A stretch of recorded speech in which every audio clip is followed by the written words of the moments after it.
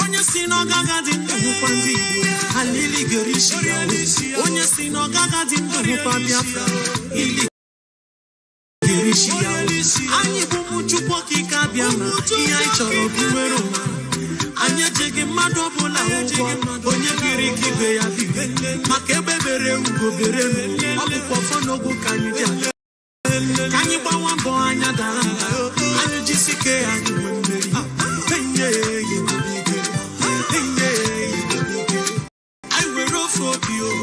I got to define a truth. Another Savior. Holy, holy, holy, holy, Adimebujuku. Another Savior. Another Savior. Holy, holy, holy, holy, Adimebujuku. Another Savior. Well, this is MAOBI N. This is dedicated to the gallant heroes of the Nigerian Biafra War and Ipob families all over the world. I remember the Nigerian Biafran War, in the thickness of the Biafra genocide. Hey, one man revived the vanishing hope to life. Let the great Biafran army to fight, and they were singing out, holy, holy, holy, holy.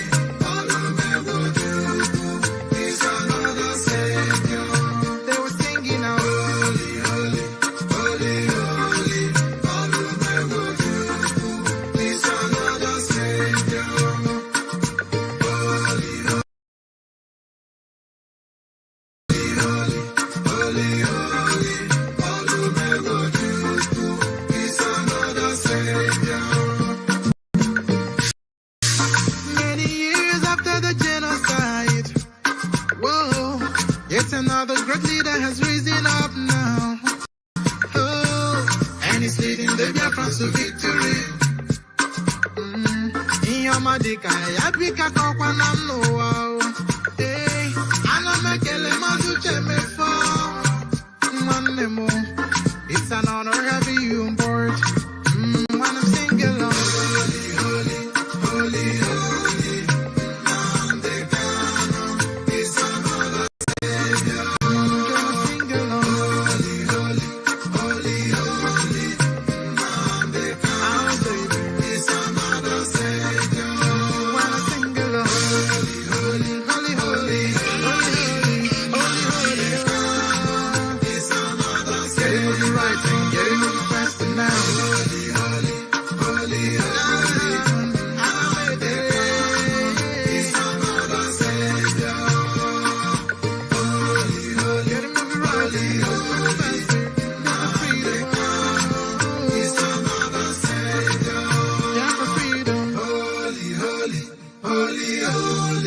Nnamdi Kanu is another savior.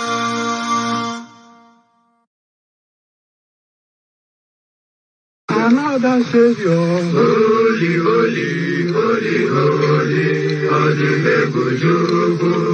Another Savior. Another Savior. Holy, holy, holy, holy, Adimebujuku. Another Savior. Well, this is MAOBI N. This is dedicated to the gallant heroes of the Nigerian Biafra War and Ipob families all over the world. I remember the Nigerian Biafran War, in the thickness of the Biafra genocide. Hey, one man revived the vanishing hope to life. Let the great Biafran army to fight, and they were singing out, holy, holy, holy, holy.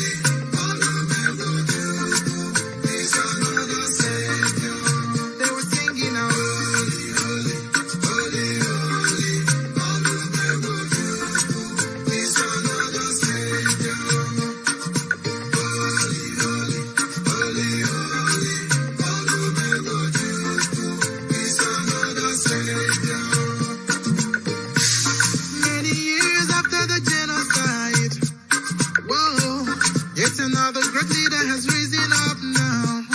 Oh, and he's leading the Biafrans to victory. In your madika, yapika kokwa namno wow.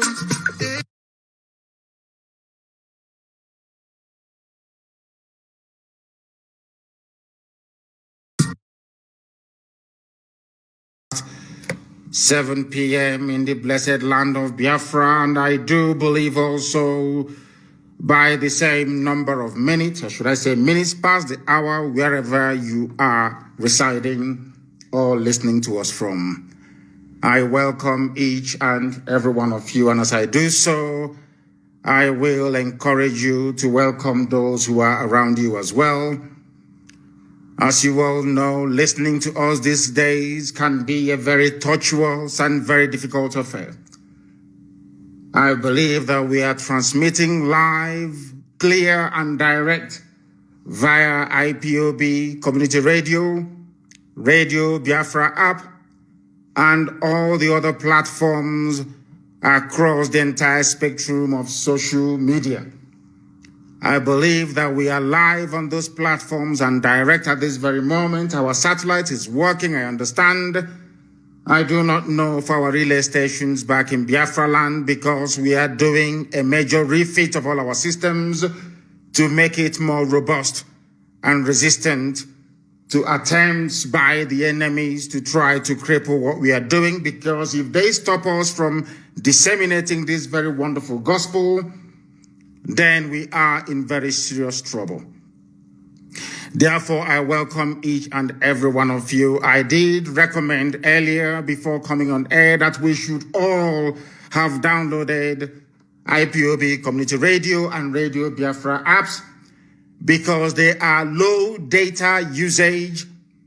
If you download them, it's not going to cost you more data than you already expend should you prefer to listen via YouTube or Facebook. Therefore, my recommendation, as always, will be please go and download IPOB Community Radio. Also download Radio Biafra app.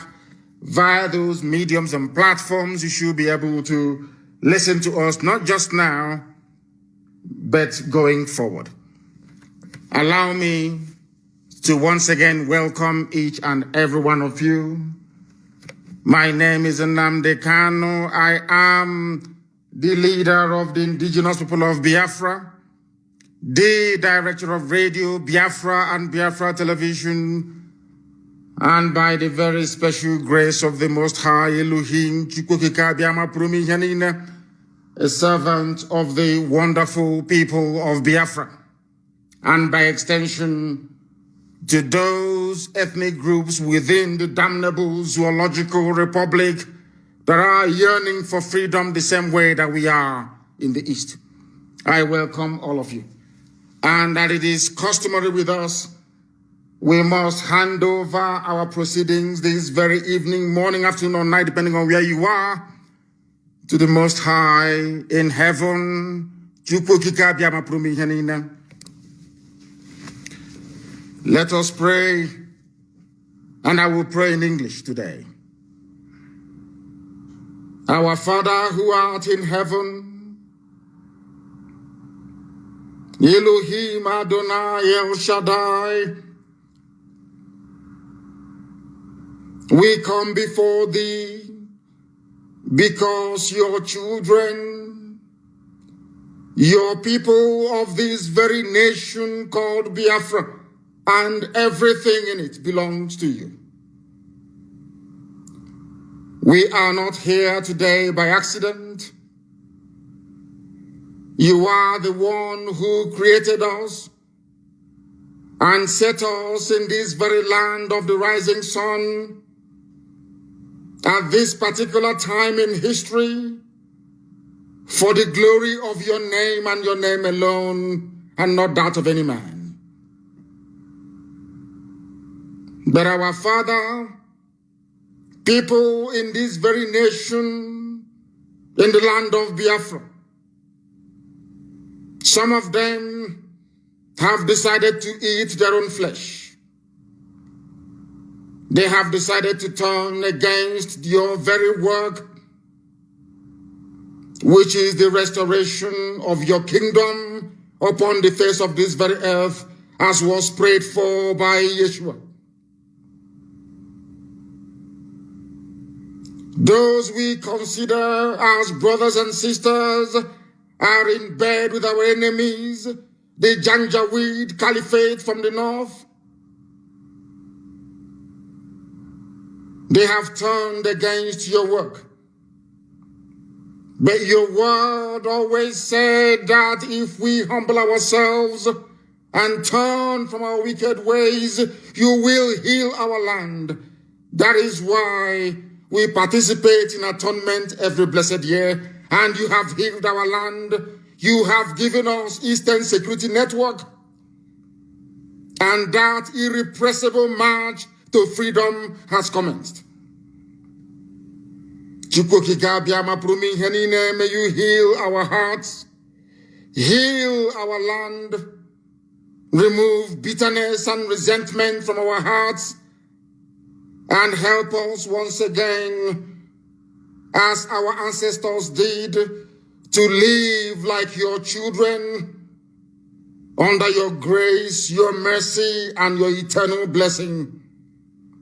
All this we ask in the name that is greater than every other name, Elohim, now and forevermore we pray. Ise.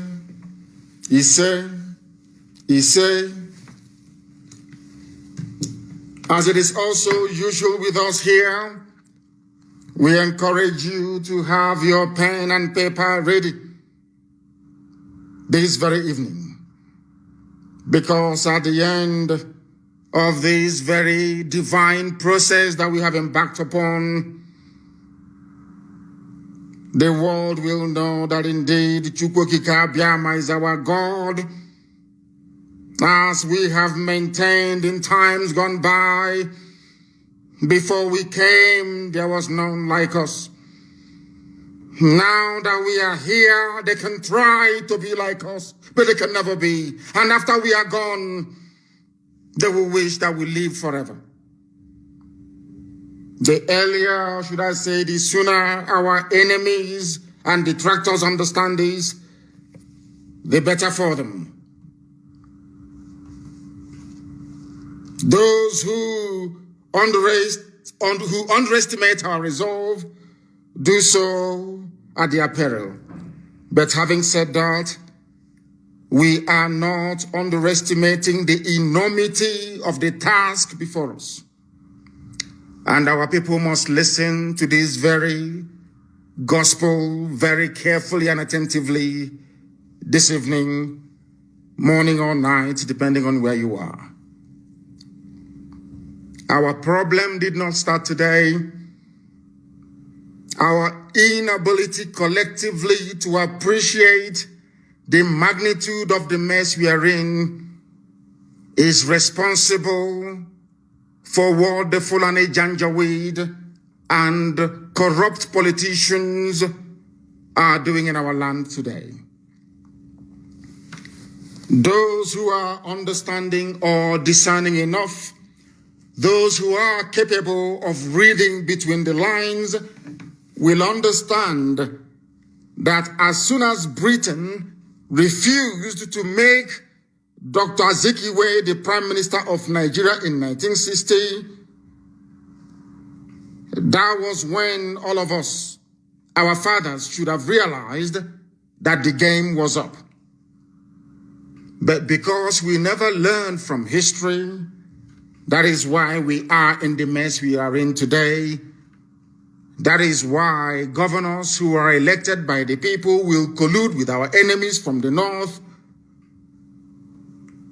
to transport our people to death camps in the northern part of the damnable Zoological Republic.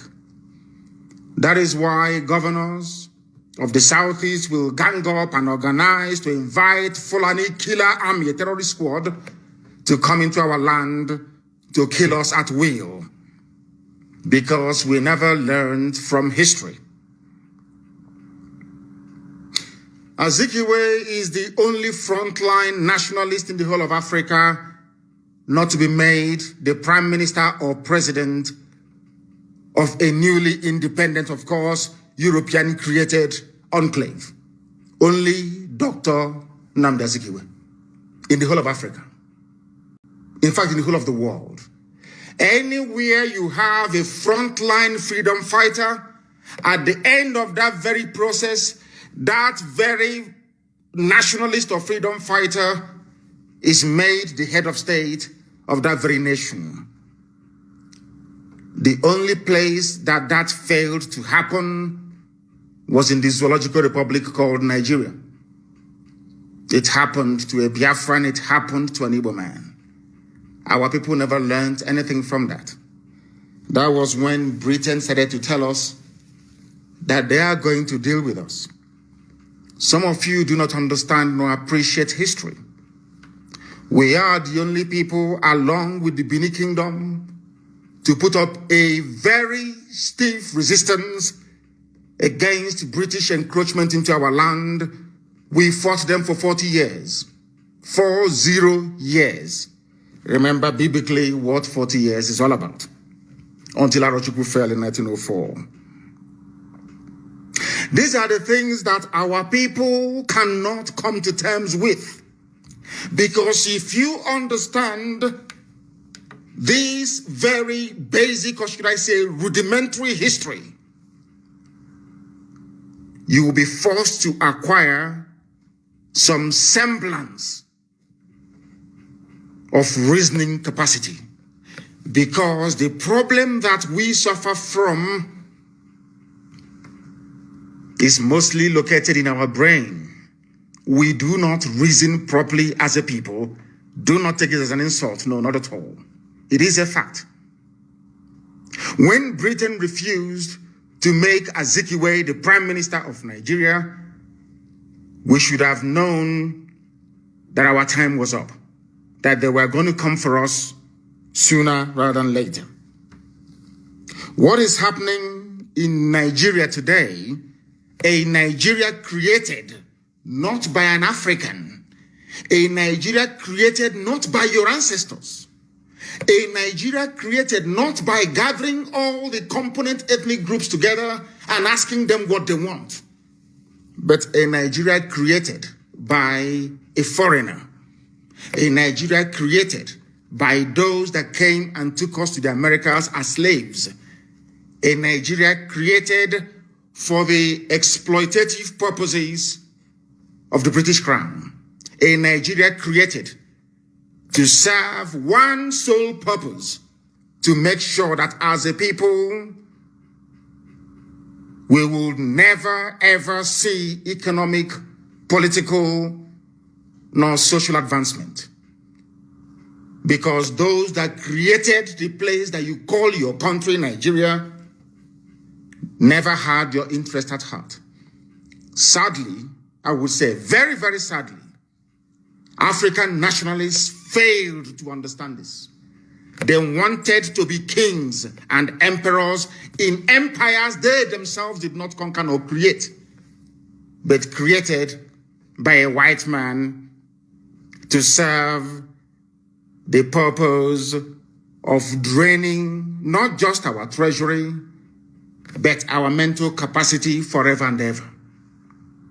What am I trying to say is that as long as Nigeria continues to exist, we would continue to be the last of the very last in the indices of human development right across this very planet Earth. There will be no freedom. You will not have the right to choose those that will represent you. If you remain in Nigeria, if the army doesn't kill you, the police will kill you. If the police doesn't kill you, Fulani terrorists will kill you. If they all fail to kill you, hunger and deprivation will kill you.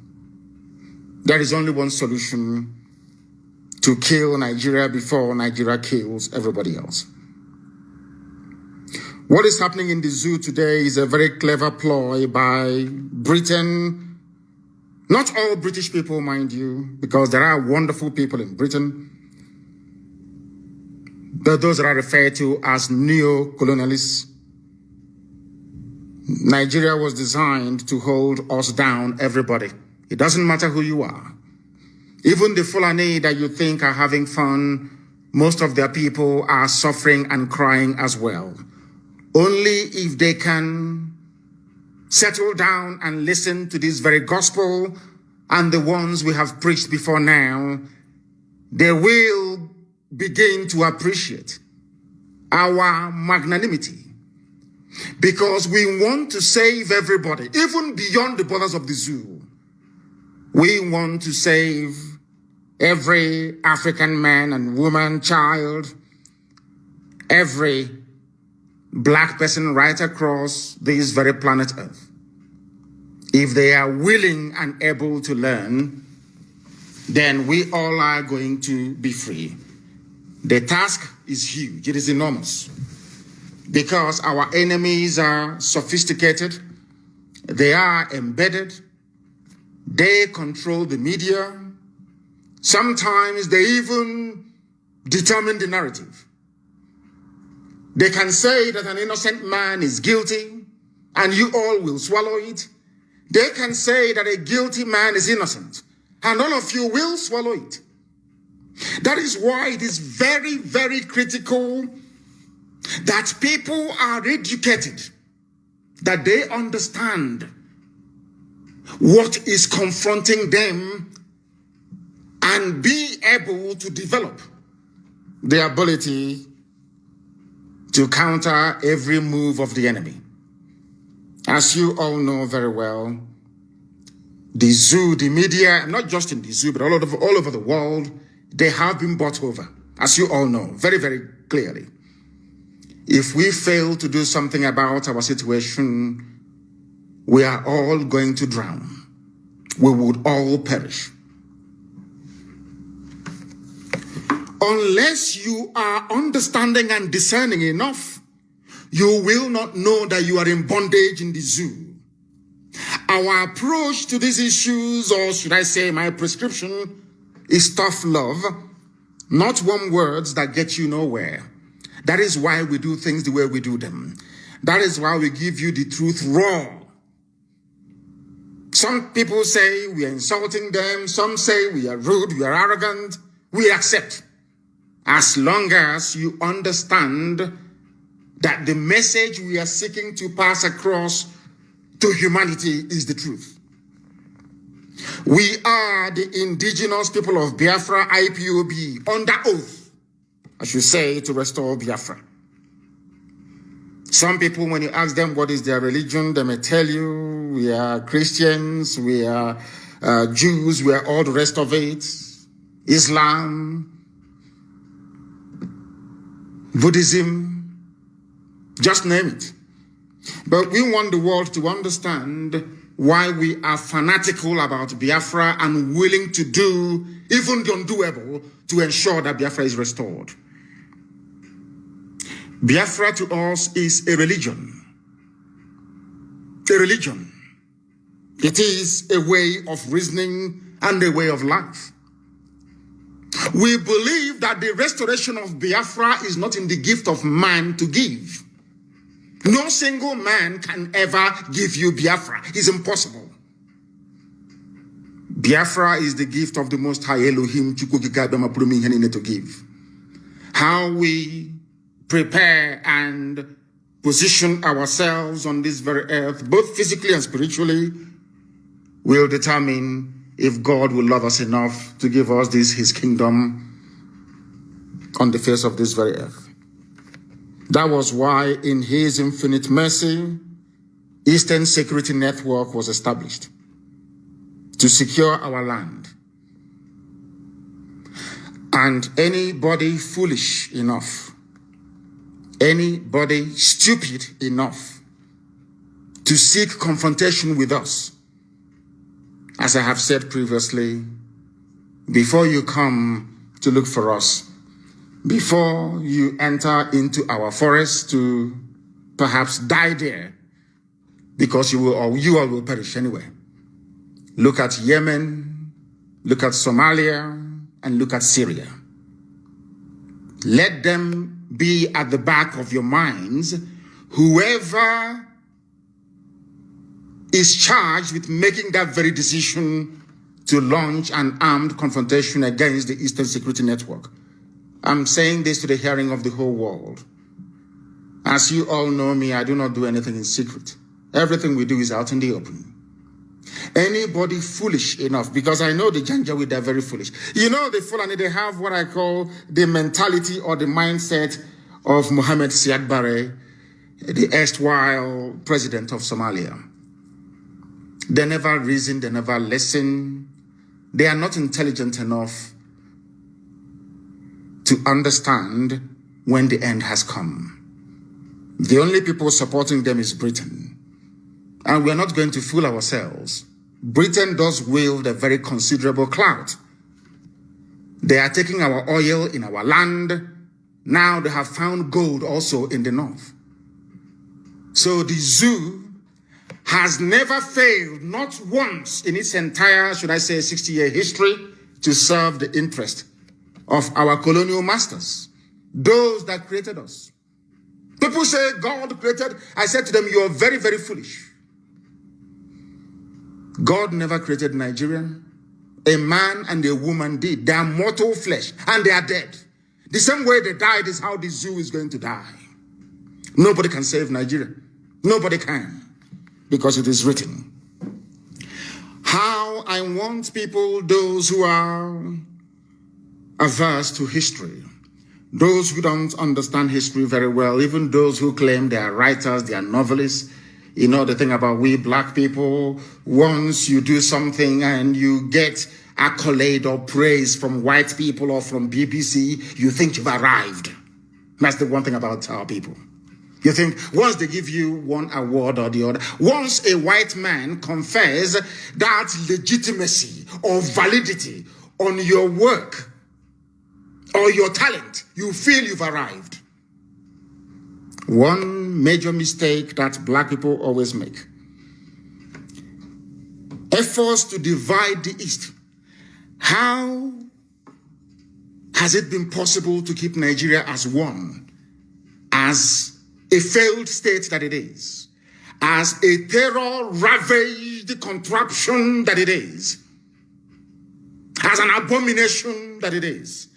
How have they managed to keep Nigeria together?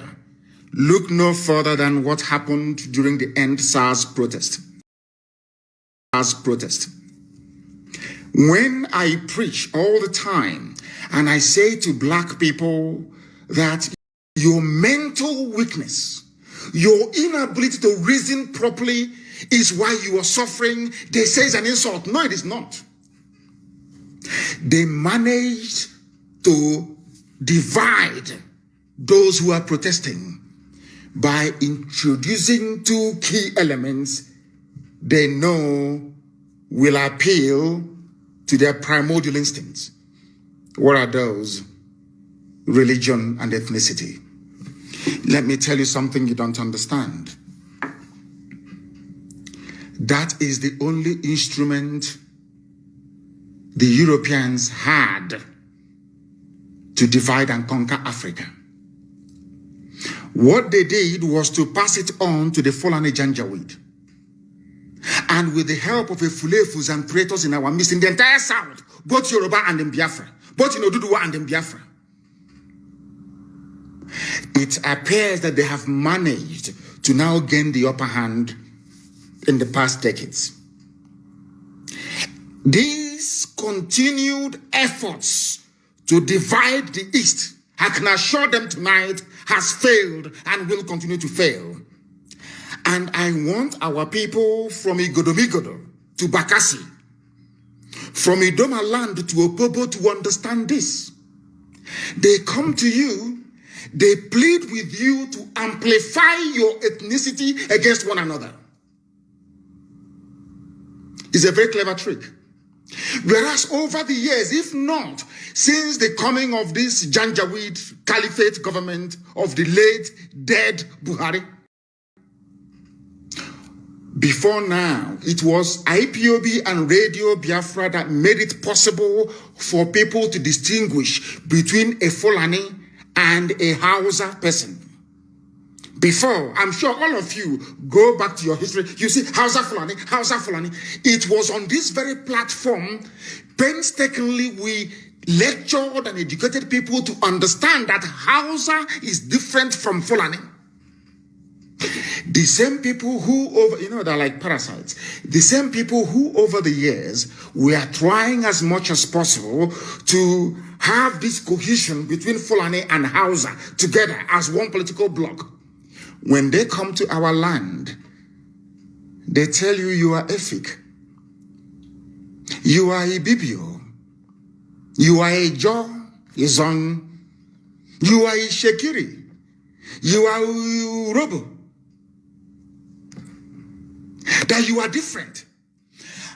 You must understand the reason why they keep harping on your differences, which in actual fact doesn't exist because we are all one people, is because it makes it easier for them to conquer you. Common sense. They know that if you go to Migodo, Edo State, of course you do. They know that if they come together with Ishekiri, with Urobo, with Izon, with Igbo, with Idoma, with Igala, with Ibanke, everybody, when I say Igbo, I mean Ibanke as well. They know it becomes impossible to penetrate. We become free people.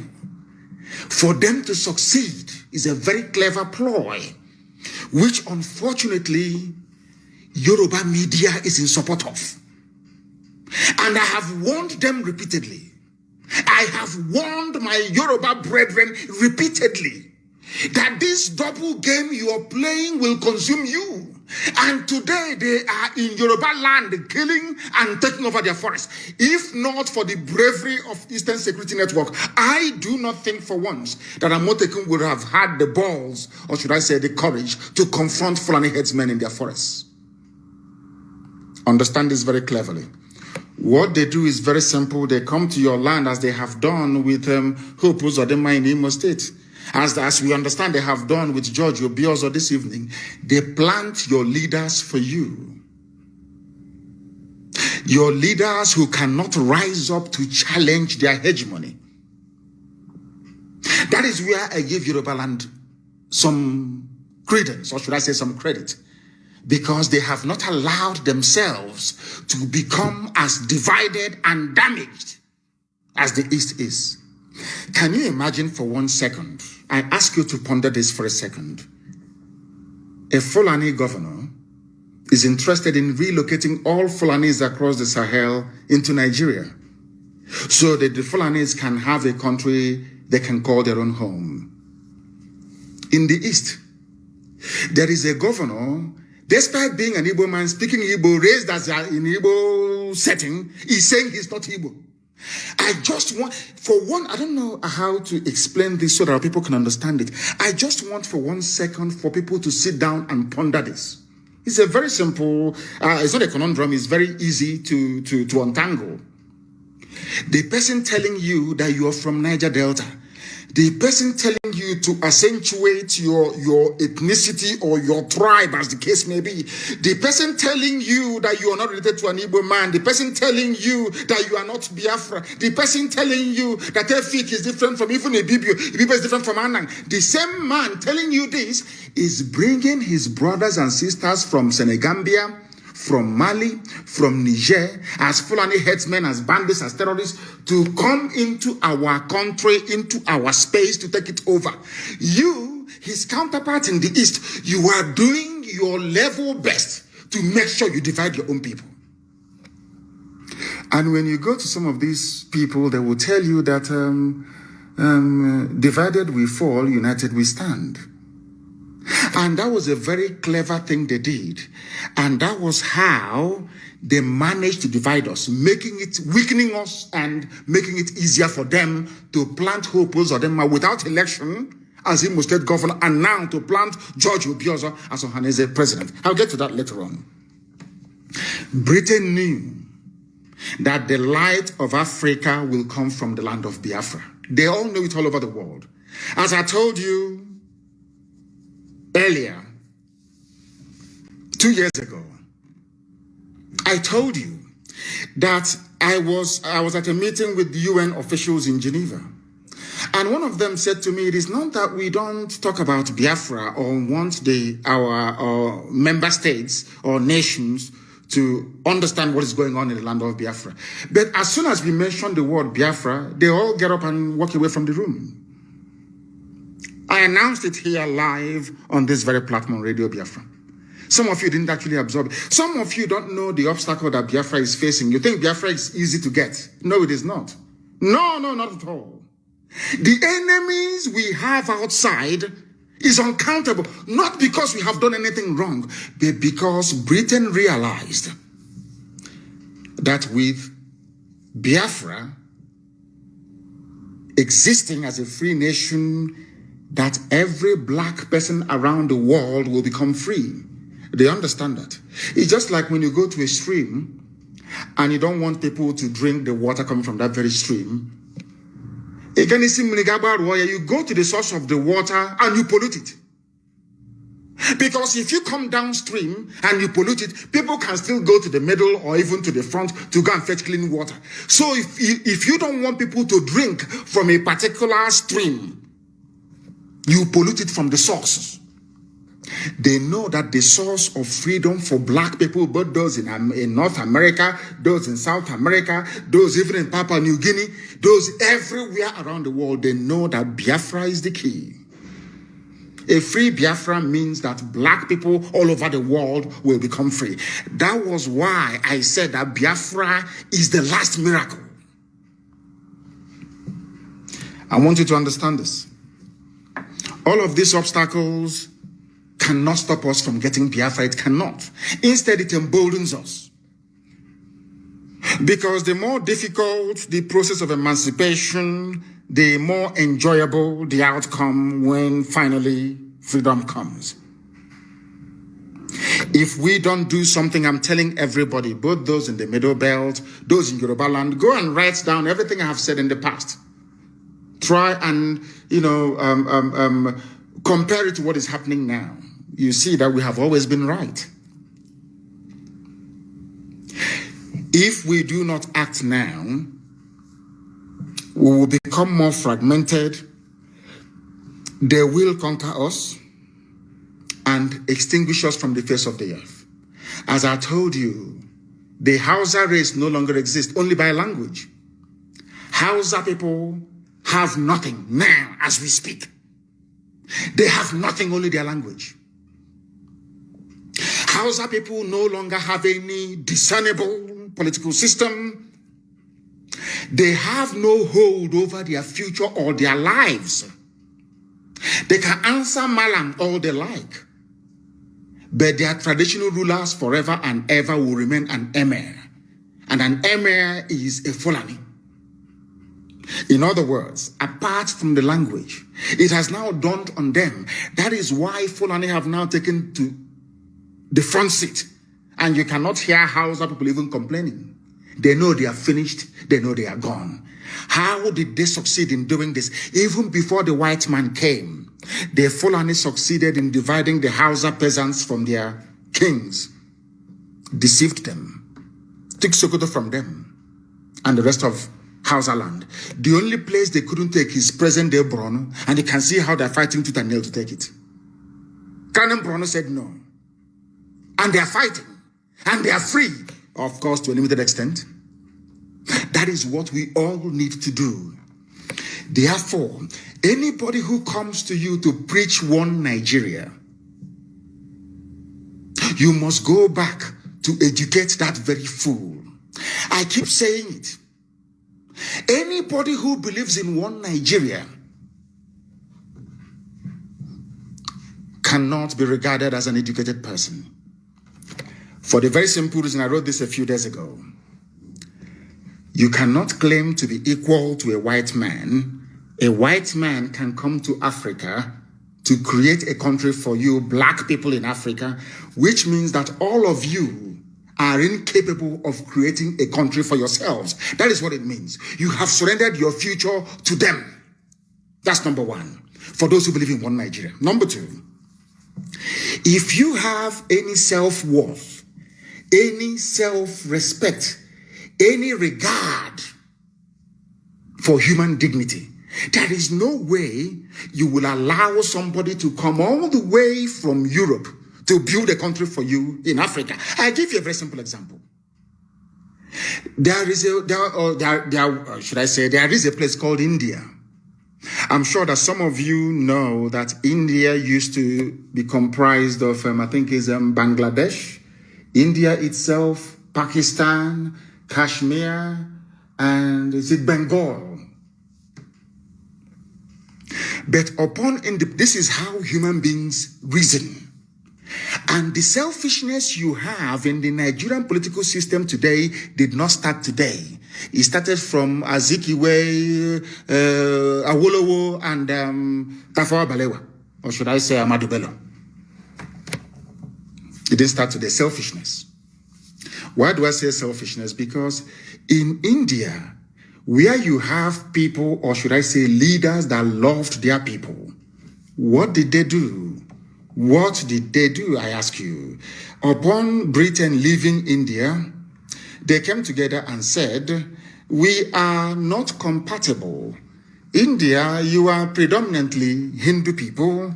We in Pakistan, we are predominantly Muslims. There is no way we can coexist in the same country. So they sat down and decided to partition upon independence.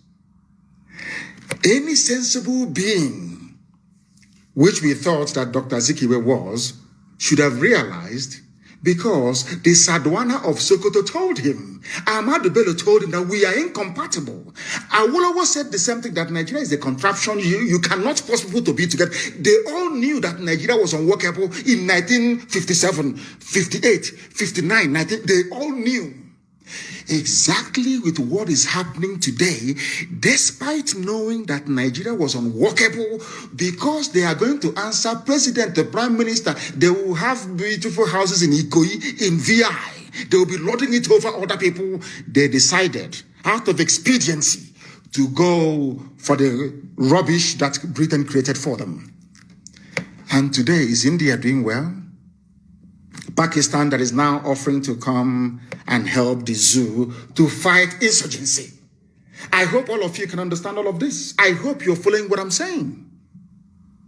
Because in Africa, you people are not human beings.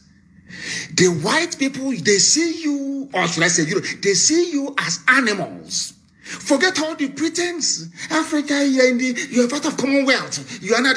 They don't have any regard for you. Do you know why? Because they created you. They made you who you are. If as a man or a woman, you're grown up, you're intelligent enough, you cannot build a country for yourself, you have to wait for a European to come all the way from Europe to build countries for you in Africa, that means you're an idiot. There is no difference between you and an animal. Absolutely no difference. It's not an insult. I'm just trying to make you... Now, put yourself in, should I say, in the position of those who are reasonable or sensible enough. Do you think that as a black man from Africa, you can go to Europe, you can go to Germany and create a country for them? Can you do it? Of course, the answer is no. If you cannot do it, then why did you allow them to come to Africa to create a country for you? After creating this country for you, half of Yoruba land is in Benin Republic. The other half is in Nigeria. One is French, one is English. And people don't feel ashamed of themselves. There is no pride. There is no shame. People are not ashamed of themselves. We are Africans and we are black people for that matter. So by nature, we are ethnocentric. We are very tribal by nature. We are not Europeans. And people may wonder, why am I saying this? Because in Europe, they don't have a village in Europe. Somebody can be born around Trafalgar Square. If you ask him, so I'm from London.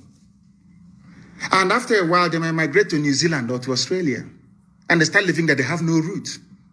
This is something that Britain has been trying to destroy in Africa for very many centuries. You people don't understand this. The fact that we have a village we go back to, we say, if you ask us where we are from, even if we are born in New York, we say, oh, we are from Umunede. Oh, we are from Abo. No matter where you are born. That is why we migrate like wild beasts every Christmas to go back home. Because a basic African man or woman is ethnocentric. You must go back to the tribe you come from. That's who we are. Nobody can change that. It's in our genes, in our bones. Why am I saying all of this? To let you understand that the reason why not just Nigeria, the whole of Africa is poor is because we did not determine our future. The people that they put down during independence, flag independence, so it is because no state in Africa is independent, including South Africa. The people that they put in power are behaving just like Dave Umahi, Wike, and Obi and Ibazu. Exactly the same. There's no difference. Because of what you can gain. And Ibazu must know that we have his contacts in Australia. Ibazu wants to go to Australia to go and buy houses and relocate his family. We are waiting for him. We know all the, and we'll get to that later on. What am I trying to point out to you is that once you allow your future to be determined by those who don't understand who you are and how you reason, you are finished. That is why Africa can never, ever be developed. Never. It's not the fact that they are coming and taking away our resources. That is by the way. The key thing is the way we reason. Our brain is the problem. Can you tell me that somebody went to a university, well-read, well-versed, eloquent, very erudite, and that person will come out to offer what they may seem as a credible defense of one Nigeria? And I keep asking them, on what basis are you defending Nigeria? Did your ancestors create Nigeria? Is Nigeria homogeneous in terms of value system, in terms of even education, in terms of religion, in terms of culture, in terms of what? Tell me what should make Nigeria great one day. What is it? Oh, perhaps terrorism. I forgot. In order to ensure, please, I hope that people are not, I'm lecturing this evening. I hope people are not going to get tired because I want to teach. This is very, very important. Britain crafted, or should I say set up what they call the Willing Commission to discuss or look at the plight of the minorities in the East, not in the West, not in the North, because they understand. I'm just trying to let you understand how far they went in order to destroy us. It was cleverly planned. Britain understood that divided they fall. Britain came and said, we are setting up the Willing Commission. The remit of the Willing Commission is to look at how Igbo people are treating Ibibio people, Efik people, Ejo people in the East. That was why they set it up. Nothing in the West, nothing in the North, nothing. But in the North of Nigeria, where the Fulanis are a minority, in the North, you have over 200 tribes and ethnic groups in the North. I said 200, over 200. Even in Sokoto State, it's not just Fulani and Hausa that are in Sokoto. There are other ethnic groups in Sokoto. Britain did not set up any commission to look at the plight of the Bachama people, the Biras and all the rest of them. No. Despite the fact that they had Fulani emirs imposed on them, no, Britain did not see that. No, of course not. There was no minority commission in the North. Britain came to the South to set up a minority commission. Tried to remind us, oh, you are from Ibibio, you are from Anam, you are from Efik, you are from Ejo, you are different from Igbo. That is all. That was what because they realized that if these people can forget their differences, of course, there is none because we are all Igbo people. I keep saying it. That is why you know that God is miraculous. Chukwukikabiama, wonderful God. I don't know. It's like a code. This Biafra we are pursuing is like a code. One day you discover one thing, the next day you discover another, until we discover all the codes. We cannot be free. What am I talking about? Do you know that funny enough? All the states that they created and they called it South. In all of them, there are indigenous Igbo people in all of them, including Bayelsa. There are Igbo people everywhere. There are Igbo people. I don't mean those trading in Calabar, or in Oron, or in Eket, or in Ekotep, no.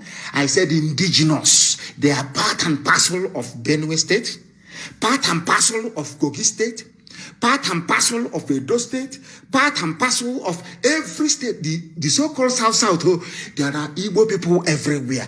If you look at the map that they claim today are Igbo people of the 5 states, you see it's very, very tiny and very small. That is to intimidate you into submission. Any day you rise up to ask for Igbo people in Benue State, they complain. Igbo people in Kogi, they complain. Today they held Ohaneze and Igbo meeting, should I say election, to elect a new Ohaneze President General, which is why the election is illegal. It is illegal, and I'll tell you why it's illegal. Igbo people in Benue did not vote. Igbo people in Kogi did not vote. Igbo people in Cross River did not vote. Igbo people in Akwa Ibom did not vote. Igbo people in Bayelsa did not vote. Are you listening to me? Igbo people in Edo, Iwanke did not vote. In Ohaneze, but they're all Igbo people. Now tell me where Obiozo will derive his legitimacy from. I am touching upon all these things so that you can understand that the way you reason, your process, your thought process, and the way you reason is what makes you a human being. How can you have Ohaneze and Igbo holding elections in Owerri, whereas Igbo people in Benue are not there? So what you're saying, those of you gathered in Owerri, is that those in Benue are not Igbo. We can dash them to Fulani Janjaweed. And do you know that those in Benue, they are called Northern Nigerians? Igbo people in Benue are Northerners. Are you aware of that? Igbo people in Kogi are called Northerners. Are you aware of that? I want you to reason, please. Reason only can get us out of this mess that we are in.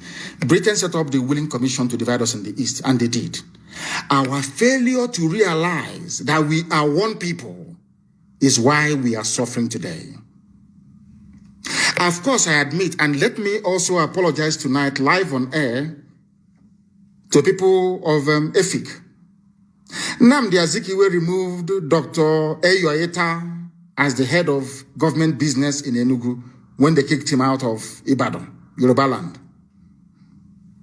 Dr. Nnamdi Azikiwe single-handedly sowed the seeds for division in the East by removing Eyoeta. And this evening, I apologize on behalf of IPOB, on behalf of every, conscionable Easterner, that what Zeke did was absolutely horrendous. It is awful, it is bad. Eyoeta was doing very, very well. Dr. Ekbo married Margaret Ekbo from Anambra State. Some of you don't know that. Margaret Ekbo International Airport in Calabar is actually an Anambra woman. Some of you don't know that. She's an Igbo woman, of course. Some of you don't know, but we're letting you know tonight that we are one people. We intermarried. In CBD came from that axis, Arochukwu, Abreba, Ejagam. We are one people. But Britain came and said that we are not the same people. And you see where we are. I'm from Cross River. I'm from Akwa Ibom. But in the north, they say they are from the north. That's what they tell you. We are from the north. They even usurped Middle Belt that has nothing to do with Fulani heritage. They took everything over. Say we are north. When they try to form a group to represent the interest of the Middle Belt, they started complaining. No, we are one north. But in your own village, they're dividing you. I'm from Anambra. I'm from Imo. I'm from Enugu. The more you play this very ridiculous game, the more they advance their cause. Very, very important.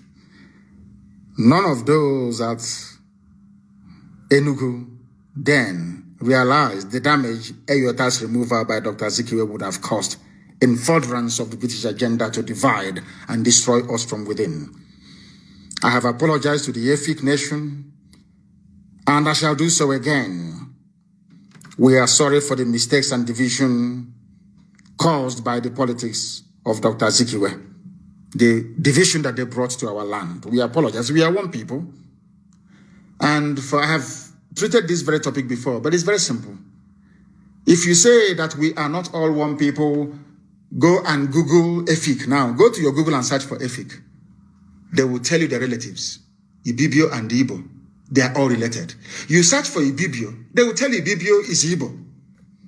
You search for Anang, they will tell you that Anang is related to Ibibio, and Ibibio is related to Igbo.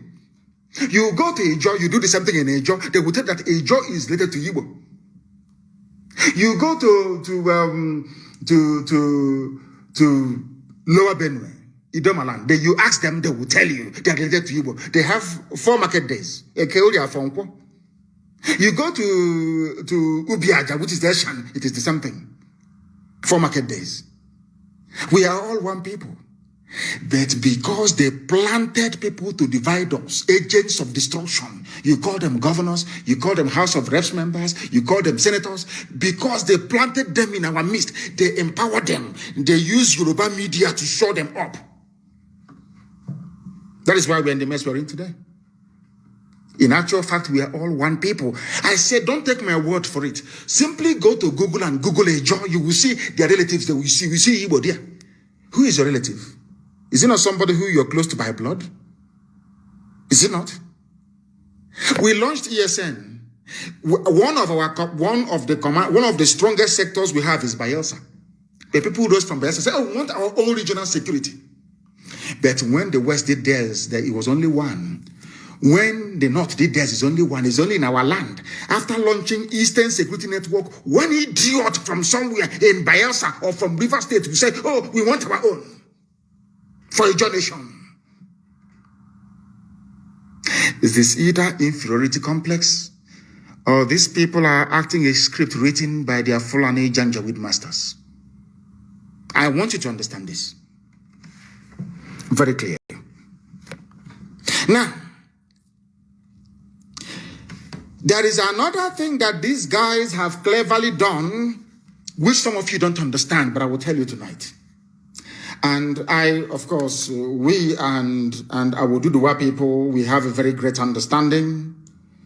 They know I have a lot of respect for them and regard for their history and what they have managed to accomplish. But there is one aspect of Yoruba people that you cannot reform. They are journalists, they are media. They are horrible. You know me, I speak the truth.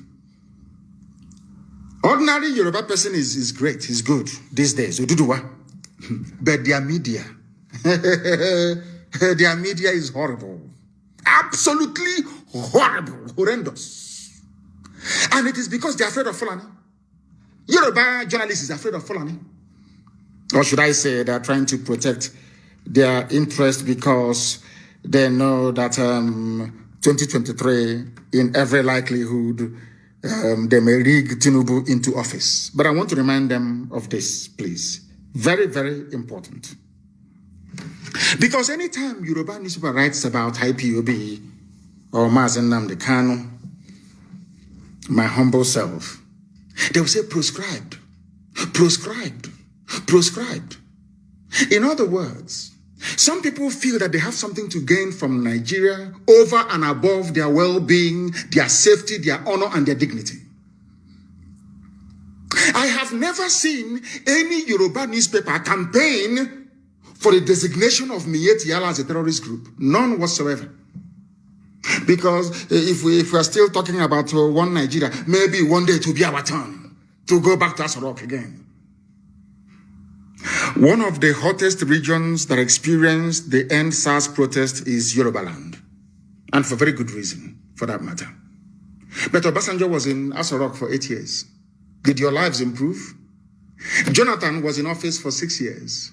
Go to Bayelsa and see how horrible life is there. Yaradua was in office. Today, go to Katsina. The late Buhari, and in whose name this present fraud is in Asarok now. Go to Katsina. Are they not kidnapping people? But I keep saying this, that people don't understand it. It's very simple logic. People prefer US visa, Canadian visa, New Zealand visa, Australian visa, Schengen visa, British visa, to living in the zoo. And I asked them, the president of America, is he from your village? I mean, not all of you campaigning for tribal presidency. He's the ton of an Igbo man. He's the ton of a Yoruba man. It must come to the south. Let me ask you, all of you have houses in Dubai. You travel to America, or some of you have houses in London. In England, is the Queen of England from your village? So what it means in actual fact is that it doesn't matter where somebody comes from. It doesn't matter where a president comes from. What matters is the policies that individual is pursuing. Do you think we are that primitive and that crude enough to support any venture as daft as Igbo presidency? Look at Jonathan. I'm asking you a simple question. Look at Jonathan. Is Bayelsa any better? The so-called South-South? Look at Yoruba land. My very good father, Paya, the Banjodos who are campaigning, these are serious, learned men, campaigning for Nigeria to change. But they had their own son. Obasanjo was there for 8 years. They created billionaires like Otedola and Adenuga that owns Glo. Obasanjo empowered a few people to become billionaires, that's all. An ordinary Yoruba man or woman is suffering the same way an ordinary Biafran man and woman is suffering, the same way an ordinary middle belt man and woman is suffering, the same way even Hausa man is suffering and woman, even Fulani is suffering. Do you understand what I'm saying? Do you understand what I'm saying? You allowed them to divide you. I remember NSAS very well. Shoyinka was talking about it a few days ago. You know, when you come out for a revolution, you must go to the end. No revolution is pretty. Before next time, of course, there's going to be protests next, and we are going to lead it. When next you are planning to come out to protest, before you do so, go and study the history of revolution. Russian Revolution, French Revolution, the Commonwealth, which is Cromwell's revolution in England, and George Washington's revolution in America. You can even read Chairman Mao's revolution. They are not pretty. They are not pleasant, I'm telling you. If you think that revolution is that you come out on the street, you dance to musicians. Because you have seen Flavor, you have seen other musicians, you think that it's going to be a carnival, jamboree. No, it is not. They are only starting it. When the revolution failed was when Yoruba media allowed themselves to be used because they thought that should Nigeria collapse, Tinubu will not be president in 2023. That's all. So they kept writing. They kept writing. They introduced ethnicity. They brought in tribe. They brought in religion. They kept pumping your brain with rubbish, with nonsense every blessed day. Because you were not mentally tuned or tough enough to realize that in every revolution, things are very, very difficult. Because you failed to understand this. That was why you messed up. Everybody went home. You started looking for bags of rice, bags of beans. I'm sure that some of you have finished those palliative bills that got 1 carton of Indomie. The palliative is gone. And you're still in pain and in suffering. Had we remained on the streets, forgotten about palliatives, remained on the streets, by now the zoo would have collapsed. But you know, Yoruba media, they would like you to blame somebody. You want to blame. There has to be somebody to blame. Oh, he's Nnamdi Kanu. Oh, he made a broadcast. Stupid idiots. As if during revolution there's no broadcast. Go and read Chairman Mao in China, the Cultural Revolution. Go and read about the Bolsheviks in Russia. Go and read about Oliver Cromwell. Oliver Cromwell caught the King of England, King Charles I, and cut off his head. You know what he said to Charles before he killed him? I want to prove to you that your blood is not blue but red like ours. I want to prove to you that you're a human being like all of us here. Oliver Cromwell cut off the head of a crowned king of Europe, King Charles I of England. Can you imagine people going to what's it called? To Asarok to cut off the head of this little boy from Yusuf Mohammed from Niger Republic. Media will, what they will write, oh my God. So a revolution is not pretty. If you're not prepared mentally for a revolution, then don't come out. People were saying that we are breaking into prisons and releasing people during the NSAS revolution. I said, why not? In France today, they celebrate the Bastille Day. Bastille was a prison. When the revolution started, the people went to the prison and they let every inmate out. That is called the revolution. You don't know.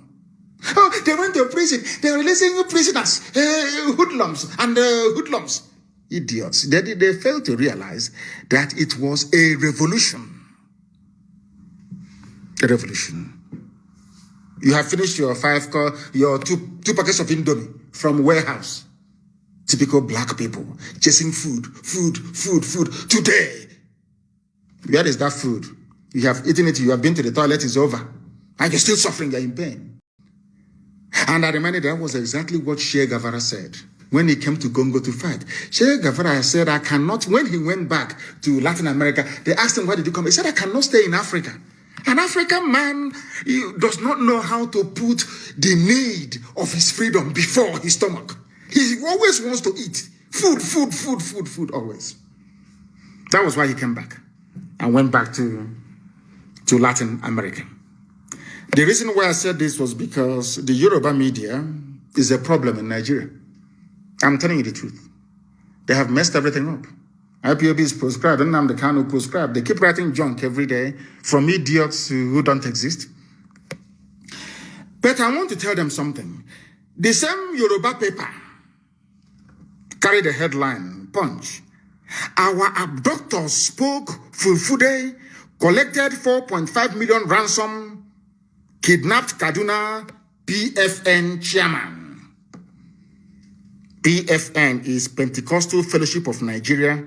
This man, his name is Apostle Emmanuel Bago. He is telling you that those that kidnapped him, they spoke Fulfude, which means they are Fulani people. Only Fulani. That was the language I said to Yusuf Muhammad now that Jibril has run away. I asked Yusuf, come out and speak Fulfude. If you claim you're Buhari, because Buhari spoke fluent Fulfude. But of course, we are dealing with zoo animals. This man said it was Fulanis that kidnapped us. But the same newspaper will never recommend that all these Fulani bandits groups be proscribed. No, not at all. Do you know why? Because they don't threaten their interest of a Bola Ahmed Tinubu presidency in 2023. Now you understand. These are the type of newspapers and media houses you have in the zoo. They were the ones that came out at the height of the revolution and started writing rubbish. A very famous person talked about, I just want to talk about this End SARS protest for a minute because I've not spoken about it before now. Somebody said they were destroying properties, burning infrastructure, burning BLT or BRT bus, the Lagos bus that was burnt down. Black people without conscience. My response to those individuals is this. They use those buses to transport thugs from Mushi to protest sites to Lekki Tollgate to go and kill and attack peaceful protesters. That was why that very depot was burnt down. But when they write this, they are drunk. They never go to the beginning. It's just like DSS, who are every day they keep writing rubbish. Of course, Punch and all these other stupid newspapers, they keep helping them writing rubbish every blessed day. About how I jumped bail, how Nnamdi Kanu is a fugitive. They think if they keep writing it and Google keeps prioritizing it, or somehow when I travel to America to speak to lawmakers, somehow they say, oh, you're a fugitive, I won't talk to you. See, they think that white people are stupid, as stupid as they are. Do you understand what I'm saying? They think that white people are as stupid as they are. The same newspapers, they have the video of the raid of my house when the army came to kill me, as a result of which 28 of my men died. They are aware of it. My cousin died. As a result of it, my father and my mother died of the trauma from it. They know, they have the video. And they go to church, some of them. They go to the mosque, some of them, and they read and they study. They don't know who we are. They don't know that the anointing of the Almighty Elohim is upon us. They have no idea. And when they're not so, I said to them, I am in a very wonderful company. Pharaoh went after Moses. Is that true or false? Herod went after baby Jesus. Joseph and Mary took Jesus to Egypt. They fled to Egypt. Prophet Muhammad fled from Mecca to Medina. So I'm in a very wonderful company, you see. Those with anointing of God, that is how it is. You come to kill them, you cannot kill them. But the zoo newspapers will never write about it. They want to give the world the impression that I had a court case and I don't want to appear. Nigeria need to tell you the wickedness and the evil of the mind of a black man. Very evil. Very evil. And I don't want to blame DSS for what they are doing. They are doing their job, trying their best to be a propaganda organization. They are doing their best. But I want to let them understand, the newspapers in the zoo, Vanguard, Punch, and all these idiots writing junk all the time, that I am in a very good company. When they talk about those who escaped or who survived the state-sponsored assassination, when you mention Moses, you mention Jesus, you mention Prophet Muhammad, then you mention Nnamdi Kanu. Now you understand it, don't you? Those who are killing and abducting you in Kaduna are Fulani people, according to Apostle Emmanuel Bako. But out of fear and timidity, Yoruba newspapers will not write about or write against Fulani Janjaweedism, because they want a pot of porridge in 2023 with Tinubu presidency. Typical black people. When their wives are pregnant, the editor of Punch newspaper, when the wife is pregnant, she will go to America to go and give birth. And I ask them, in that America you're going to, is Biden that is now coming in a Yoruba man? But in the zoo, Nigeria, you're writing about a Yoruba presidency. It must come to the south. Those morons in the east are writing about Igbo presidency. But your families are in America and all over Europe. Is Boris Johnson from your village? People want a country that is run properly based on policies, not the ethnicity of the idiot in Asarok. Very simple. Shagari was a good man. Sheikh Shagari was a wonderful man. He's a Fulani, but he was a good man. Oh. I'm saying my own, how I see it. Do you know that the best development that ever happened in the East happened when, or should I say, after the miracle of Dr. Michael Obara? There was a period of decay and disaster until Shagari went in and Mbakwe went in. Mbakwe will go to Lagos to go and plead with Shagari. Do you know there was no time that Mbakwe actually went to Lagos and came back empty-handed? They called him the weeping governor. But anytime he meets Shagari and asks for something, Shagari will always give it to him. Do you see that? Some of you are very small. Iguacha Enugu Expressway was very, very beautiful, actually. Shagari built it. Fulani man. Because he had good policies. It didn't matter who was in Asorok or in Dodam Barracks or whatever, the State House or whatever. Rubbish, they called it then. The policies were good. Even when Mbakwe asked us to pay survival levy to build him a state port, everybody did. You can see that Mbakwe was working. It was actually a Yoruba man, the last military administrator of Imo State before Mbakwe took over. It was him that started the Zinachi clay factory. A Yoruba man, a military administrator of Imo State. You know what this man did? This man, they have the same ceramic factory in his village in Yoruba land. I've forgotten his village. But go and Google it. The last military administrator handed over to Mbakwe. The man said, oh, I have this factory in my village. It's very good. Oh, they use clay. They make bricks. They make roof tiles. They make everything. It's wonderful. Oh, now I am the military governor of Imo State. I want to do something here. The man actually started the project in Ezinachi. A Yoruba man. Yoruba military governor of Imo State. What am I trying to prove? That it doesn't matter where you come from. The policies you pursue is what matters. A Yoruba man started the very beautiful Ezinachi factory. Mbakwe completed it. And some idiots ruined it. Turned everything upside down. Look at it today. He's moribund. What am I saying? That people must stand up to say the truth. When you see the truth, you must speak it. You know, we are black people. Some of us are very demonic. We are possessed by a demon of greed, envy, hatred, and jealousy. It's in us. We are black people.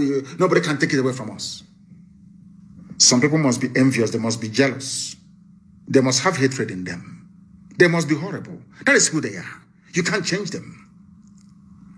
But what we are preaching this very evening is that no Fulani group has been proscribed. The wretched chattering classes in the zoo, infrastructure, and I asked them which building is good in the zoo in Lagos that was destroyed. They said, oh, Sanwo-Olu went to show Yusuf Mohammed in Asorok the progress they're making. What buildings do you have? When you go to Dubai, you will bow in shame. What things do you have? I ask you. You have nothing. Absolutely nothing. And the revolution must come back. It will come back, of course. But not revolution to save. If, I have said it before, if people gather, if by the time Soyinka and even Tinubu was campaigning for Sovereign National Conference in pre-1999, the Third Republic, that they actually sat down and people voted for a new constitution. Who am I? I'm a Democrat. Who am I to say no to Nigeria? I can't say no to Nigeria because even our own people voted for it. But nobody voted for Nigeria. Lugard came with Flora Shaw after drinking champagne in the evening. She was drunk. And she said, darling, why don't we call people niggers? They are niggers. It's Nigeria. And they say, oh, Nigeria. And that's your name. And you're not ashamed of yourselves. Very sad indeed. Blind is UG, black. When it comes to IPOB, even Igbo Biafran journalists will be at the forefront of condemnation, but when Fulani attack you, kill you, molest you, rape you, cut off your heads, nothing, you can't hear from them. All in an effort to tarnish the very beautiful, how should I say, impeccable image of the largest mass movement on the face of this very earth. IPOB, the largest in the whole world, by no. You saw men when they came out. Camp 1, Camp 2, Camp 3, men. And as I wrote yesterday, and I will remind them today, if you're looking for us, please, if you're looking for Eastern Security Network, go into your nearest forest. And you get that answer that you're looking for. When people want to destroy us, they come into us and to look for traitors. As somebody wrote, some tribes can betray you 45%. But an Igbo betrayer is 100% betrayal.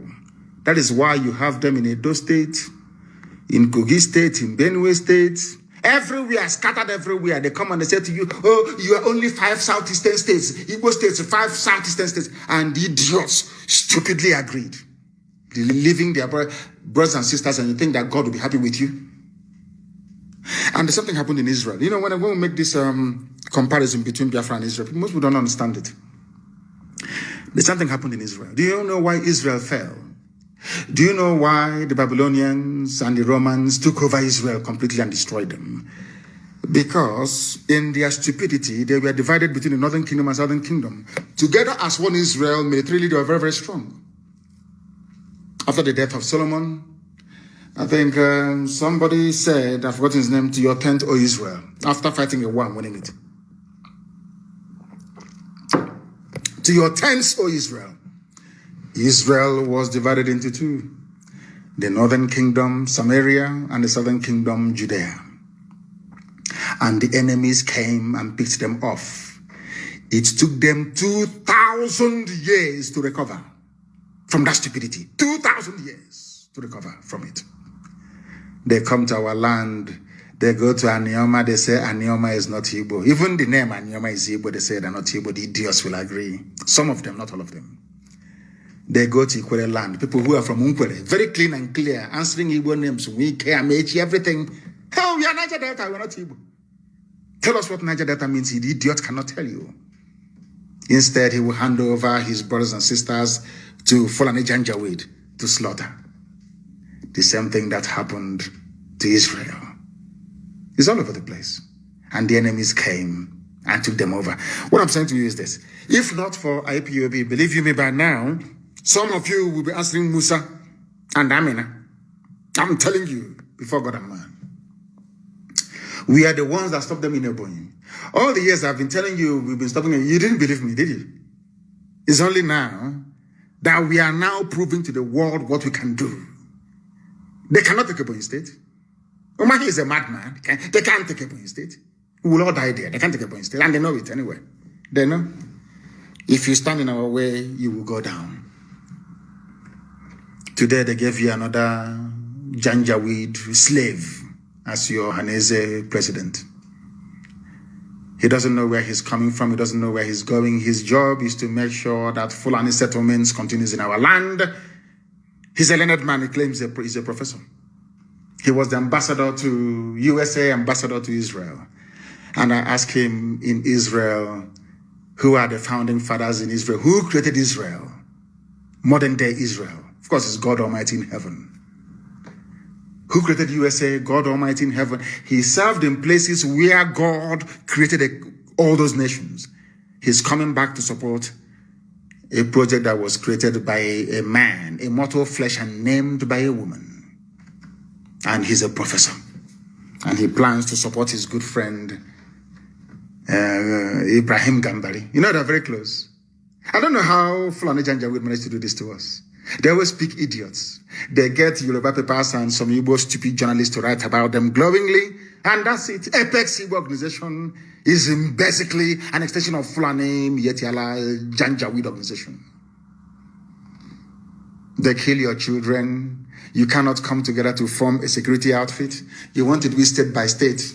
But everywhere else, people band together as a region to float security outfit. Now that we have done that thing you weren't able to do, to support it is a problem.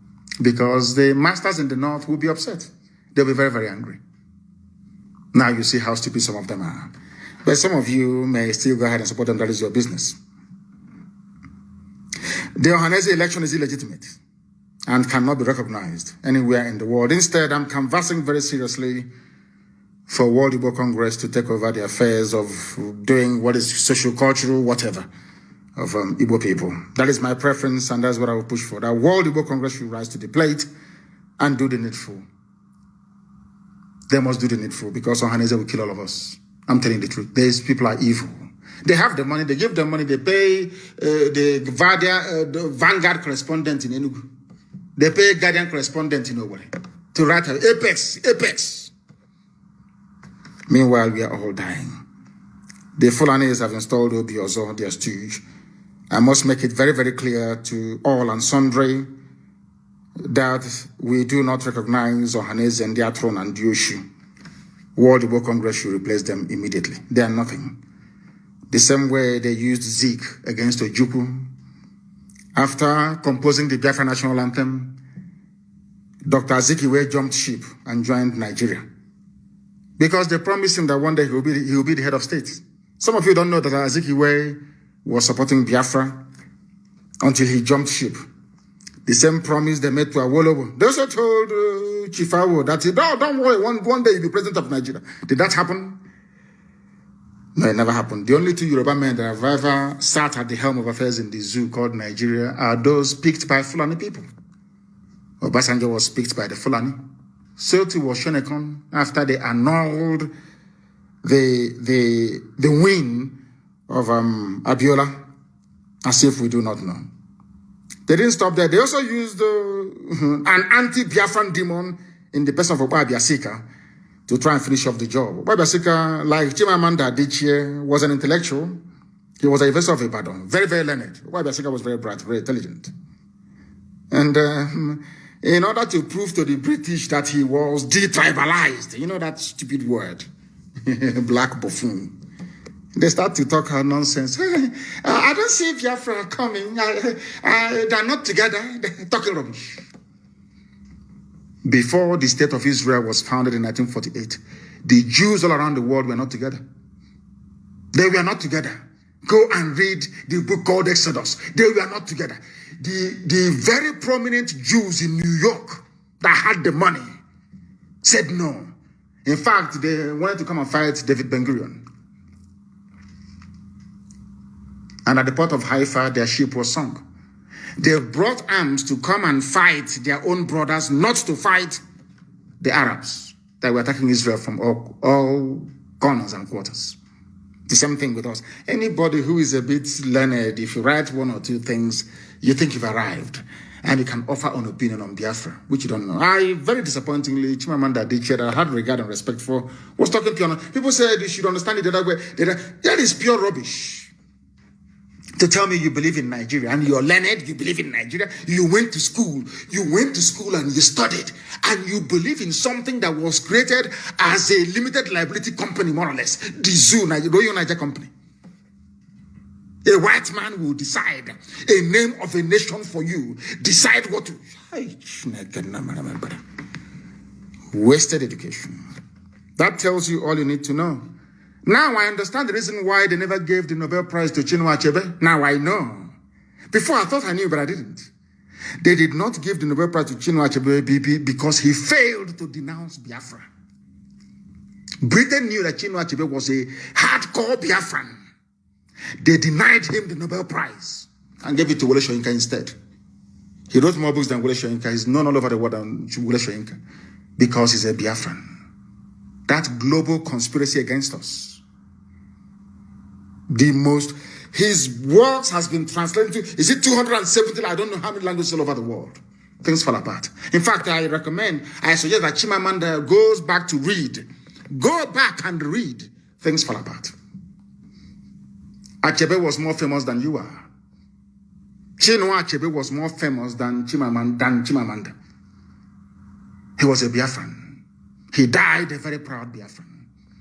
You that came up, maybe because BBC gave you an award, maybe one glass ornament.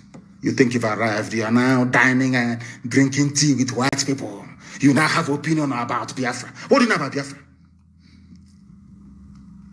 How can a people be united when they were defeated in a war of attrition? What I call the Third World War. What do you know about Biafra? The trauma and the psychological damage we suffered during the war because of treachery from those we never expected would betray us. I'm talking about if they cannot unite. That England you go to, that place they call you to read stories for little children. Is the president of that place from Igbo land? They're talking about Igbo presidency. Is Boris Johnson an Igbo man? But they give you an award. And they give you all the limelight you need all over the world. And you're talking rubbish about Biafra. Rubbish that you don't know about. Let me remind you, the Jewish intelligentsia in US did not support Zionism. They never supported the methods and tactics of Ergon and Haganah. Go and read their history. They blew Britain out of that very place with dynamite. That was how Britain left Palestine. Britain was in charge of Palestine. It is their job to suppress the light of God. That is their job, doing the job of Lucifer, always. They were given what was called the Palestine Mandate. Britain, very, very sad. Do you know that the brigadier, who was the garrison commander, in fact, the overall commander of the British forces in Palestine, was a Jewish man. He was a Jew, a British Jew. He was commanding a foreign army in the land of God, in the land of his ancestors. And he was working for Britain, trying to suppress Haganah and Ergon. They were bombed out of Palestine. Should I say the land of Israel? That's not called Palestine anyway. Bombed out of the land of Israel. And rightfully so. You see omelette, aqua, egg, fried egg. You know that egg is very precious and very beautiful. Before you can make an omelette, you must break an egg. Do you understand what that means? If you don't know what it means, please go back. Go back, please. And study it very carefully. We are prepared to break as many eggs as possible to fry this very beautiful omelette that is Biafra. We don't listen to what people say. You can talk from now till the kingdom come. Write your garbage in Punch newspaper, in Nation, in Vanguard. From now till the kingdom come, it means nothing to us. We continue what we are doing. You can buy over one or two saboteurs. That is entirely your business. We number in millions all over the world. In millions all over the world. That's no two on the chama, the same way they used Okadibo to rubbish Zeke I remember Okadibo in MPN calling Zeke a mosquito, or the rant of a mosquito, whatever. The same people killed Chuba Okadibo. A very brilliant mind, once again. More recently, they now use the same criminals, now clamoring for Igbo presidency. You see them now, Igbo presidency, Igbo presidency. You think they have something upstairs. They have nothing upstairs. All of them. Omahi wants Igbo. Omahi, yes. You want Igbo presidency? Oh, Ojuso Carlo, you want Igbo presidency? Oh, maybe even Nwobodo, you want Igbo presidency? Yes. Now let me ask you a question. When Ekwueme came out to contest in 1999 Igbo presidency, what did you do in Jos, Ojuso Carlo? You betrayed Ekwueme. You voted for Obasanjo. Jos PDP convention in 1999. So that time, Igbo presidency wasn't good, or wasn't good enough. It's now that you want it, yes? And now let us go to Dave Umahi. Your own brother Peter Obi who contested with Atiku under your own political party. You were in PDP, but you delivered Ebonyi State to APC against your own brother. Now you want to contest because you felt that should Peter Obi go and succeed and become VP to Atiku, after 8 years or thereabout, or after 4 years, Peter Obi will naturally succeed and become the president of the zoo, thereby spoiling your own chances. What did you do? What did you do, I ask? You campaigned against your own brother, against your own fellow Igbo brother. Now you're talking about Igbo presidency. I just want to prove to the world that these people are just criminals, a gang of thieves, all of them. Okay, so Carl, after campaigning against Ekwueme, all of them, do you know that the entire PDP caucus from the East never voted for Ekwueme? So they were asking themselves, how come your own brothers don't want to vote for you? Or Joseph Carlo was there. Some people are championing, he should be the president. But Ekwueme served Shagari very well. Never stole a dime. In fact, bankrolled MPN. He was a multimillionaire and is very successful architect in the USA before he came back. Very wealthy man. Ekwueme. Ojuso Carlo, did you vote for Ekwueme in 1999? Now that you're campaigning for Igbo presidency, was Ekwueme running for Igbo presidency? Dave Umahi, Igbo presidency is our turn. When your brother Peter Obi was campaigning, did you campaign for him? Did you vote for him? Despite the fact that he is your brother in the same political party. That is why all this your nonsensical Igbo presidency is dead on arrival. When we were doing Biafra, did you support anybody? Instead, you call the army to come and kill us. And now you want us, you want to go to Abuja. You send their force now, they'll bring they'll bomb everybody to death. They are Igbo presidency, useless set of idiots, traitors and betrayers. Jim Nwobodo, in 1999 in Jos, you were speaking Hausa against your own brother, Ekwueme. You were speaking Hausa. In Jos in 1999, you campaigned against your brother. Now you're talking about Igbo presidency. Oh, dear me. Igbo presidency, there, useless people. There is something I want to tell all of you. We hope, pray, and know that Biafra will come, or the zoo will be destroyed before 2023. Of course, everybody knows that. It's given. COVID-19 saved them last year. It won't save them again. This year, the vaccine is out. Instead of an Igbo man to be the president, or Yoruba for that matter, let Fulani continue. It is called Mirina Mohuana Manna Yubu. Since you people prefer to be slaves, because if we allow any of you idiots to enter into Asa Rock, after about 4 or 5 years or 6, Fulani will take it back for eternity. You would have benefited from your own wickedness and evil. So you know what is going to happen? If Fulani are smart enough, they should continue. Everyone saw what happened all over the world. Rigging of election these days is just is given. It is no longer a big deal. As long as you're proclaimed the winner, that's it. If Fulani are very smart, they will continue in office. They will continue in the zoo, in their zoo. Of course, we are living. We're not going to stay there. That is why you don't want to support Biafra. Because of presidency. So you and your friends can now be eating money. You buy your own houses in Dubai. You want to be like Atiku. You want to be like, your wife want to be like, what's her name? Aisha. Flying private jet to Dubai for shopping. Meanwhile, we are dying.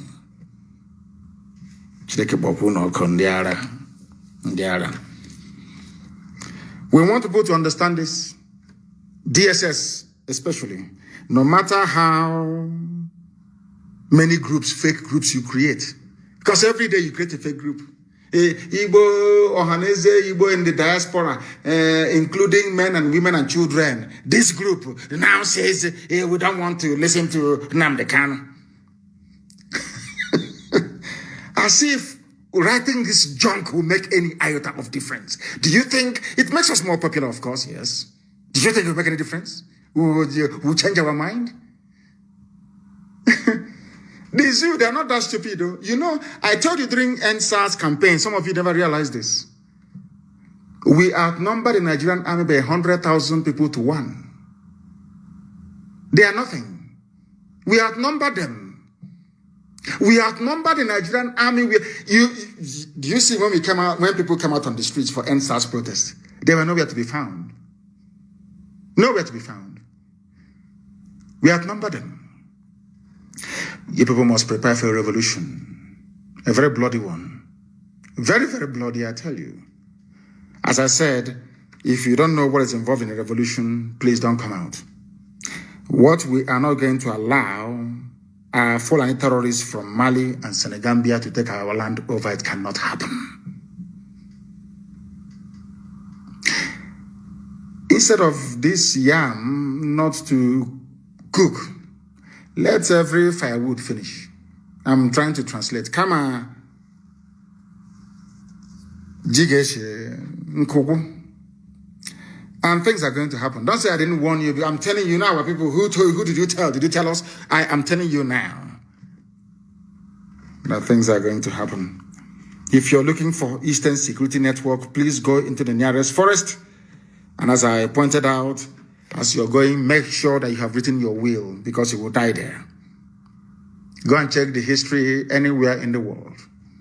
Once you raise a gun, you don't bring it down until you're successful or until you're dead.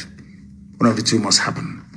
So anybody thinking that we are going somewhere, you are grossly mistaken. It doesn't matter who you're working for. It doesn't matter the intelligence agency you're working for. It doesn't matter how you try to couch your stupidity, ignorance, and treachery. It doesn't matter the language you're trying to use. We are pursuing freedom. And the zoo doesn't understand peaceful agitation. I'm not asking for trouble, but they don't understand it. We took our people, destroyed synagogues in Iguacha. So you want us to put our arms again, they will come again, and they will arrest people, and they will kill people again? Of course not. Anybody who does that is a complete idiot. Complete idiot. Those that they appointed in the Umahi is trying to appoint, they want to set up a parallel security outfit. I say, go ahead. Nobody will even turn up. Go ahead now. You can get your political party agents, as you did, get them into upper auditorium or whatever auditorium you have in Abakaliki, and give them some money. And that's it. We are the largest mass movement in the world. Now that our people in America are waking up, we can sustain the defense of our land for 1,000,000 years. That's one thing the idiots don't understand. Our people are in the USA. Many of them, very, very many of them, they can sustain this very campaign forever and ever. We're not going back, huh? You don't know that? No, we're not going anywhere. We are not going anywhere. We are not going anywhere. This is a live presentation. The time now, I believe, is approximately, should I say 26 minutes to 9. Is that correct? Yes, I believe so. To 9 p.m. in the blessed land of Biafra. I don't want us to underestimate how difficult this very battle is. We are fighting Britain, we are fighting neo-colonialists, we are fighting every major interest. Do you know how many oil companies you have? You know, some people say, oh, why don't you go to, what have you done in America? There is ExxonMobil, there is Halliburton. Very wealthy companies, very rich. They are campaigning that Biafra should not come in America. They're Americans. I went to Israel. Some Israeli businessmen that have dealings with the zoo, making so much money from the zoo, After attending a meeting at the Knesset, they'll go to Knesset and they'll talk to Israeli lawmakers. There are some lawmakers that I have spoken to. They will go to Israel and be speaking to Israeli lawmakers, asking them not to support IPOB, not to support me. Israeli businessmen, because they're making money from the zoo. Do you know that in Italy, Ajib was writing to a judge in Italy, telling the judge not to grant IPOB family members asylum in Italy? Ajib petrol that you have in Biafra land. Because they think that once Biafra comes, that we at least if we'll put meter and ask them to pay for what they're taking from our land. They don't want it. Britain doesn't want it. Do you know how many enemies we are fighting? Do you have an idea? How many enemies we are confronting every blessed day? I want you to go to Google now and type in IPOB. You will see some stupid news. Even go to Biafra now. Use news about Jello Biafra that is on Biafran page. Do you know that they paid Vanguard, Nation newspaper, Punch, and Sun? Do you know that they gave them very huge amounts of money in December to attack us and to attack Eastern Security Network? Go to Google now and type in Nnamdi Kanu on your Google search. All the news about me is about this group. He said no to ESN. Repatriate Nnamdi Kanu. All bad news. They give money to, they paid Google as well. They give money to Vanguard and to Punch and all these idiots. They write their junk. Then they boost it.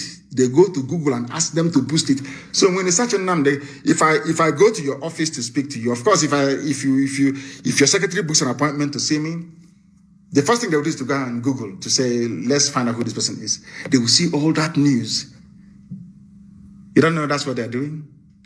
You people, I don't actually think that our people understand the enormity of this very task. They think it's easy. That was why some people gave up and started building hotels. With the money they gave them to fight for Biafra, they started building hotels. Because they know how difficult it is. They know it. Because how about our own people? Even those who are working for BBC. People don't know the mess we are in. But by the special grace of the Most High Elohim, we have defeated all our enemies. They know how determined we are. They know how resolute we are. They know we're not going to back down. They understand that very well. So maybe they're trying to end their pay. These are journalists that went to school, that read about ethics. Most of them are Biafrans. They're Igbo. But they still write against us. Not that they don't like what we are doing, but because having this UG black people, demonic. If they see road, they want to take the bush. But we are not giving up. A lot of people are banking on us. Not just Biafrans, but right across the zoo and beyond. People listen to us all over the world. They tell me, they write to me, they tell me, they listen to you. We listen to you all the time. We listen to Radio Biafra. What you people are doing is marvelous. Keep doing it. So you think people are not listening? Of course, the whole world, they are listening. Right now, in Abuja, there's no movement. Everybody's listening to this very gospel of redemption. That is to warn them that we're not going back. There are killings everywhere. Insurgency. People don't know of insurgency. It never dies, you know. And I will tell you how we are going to kill off the zoo. I just hope and pray that they come looking for ESN. I'm praying they do. Then they'll open up another front in the east. Then I will just be waiting for our Oduduwa brothers to try and join the fray. And the zoo is gone. To tell you how stretched they are, they only sent 1,000 soldiers to Enugu. Only 1,000. From the north.